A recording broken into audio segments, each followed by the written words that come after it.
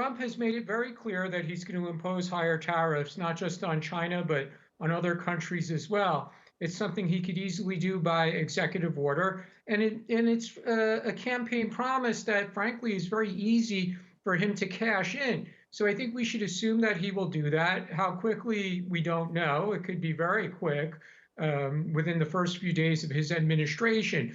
We'll continue to see companies that are not Chinese companies diversifying their manufacturing locations away from China into countries in Southeast Asia, like Vietnam, which has been a big beneficiary of the trade war between the US and China. Malaysia is another country that's been a beneficiary.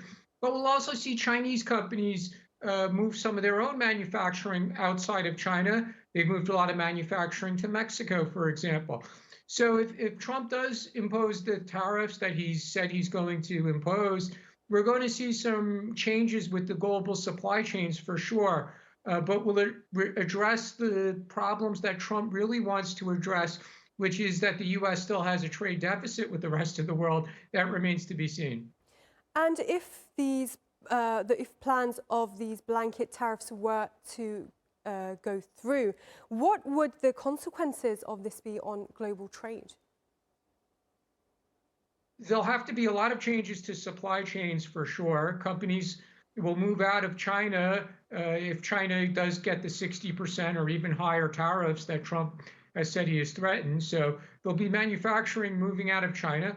They'll move to places in Southeast Asia, maybe to India. There'll definitely be some manufacturing that moves back to the United States as well.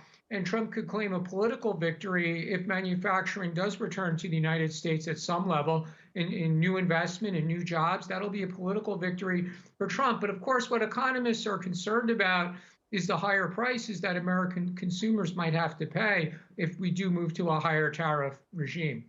And what about smaller economies, particularly in Asia? What can they do to mitigate the risks of shifting US trade policies? Well, that's a great question. And I think we're going to see Asian countries are going to be competing against each other to have some of that manufacturing that's exiting China come to their country. So you have places like Vietnam and Malaysia, which have been beneficiaries, and to a lesser extent, some other countries around the region like India or Indonesia. And they're all going to be competing against each other as a place to move manufacturing out of China. So although the ASEAN countries often like to speak with one voice, they call that ASEAN centrality. When it comes to attracting investment, whether it's Chinese companies or global companies, they're competing against each other.